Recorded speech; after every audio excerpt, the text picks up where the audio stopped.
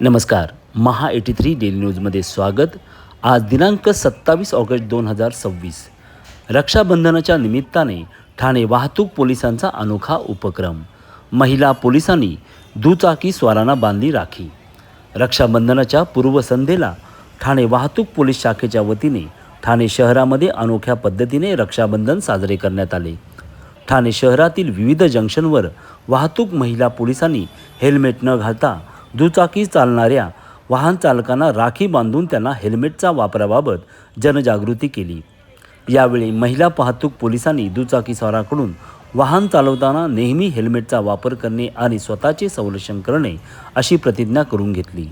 तुम्ही हेल्मेट घाला आणि तुमचे स्वतःचे संरक्षण करा, हीच आमच्यासाठी रक्षाबंधनाची खरी ओवाळणी आहे.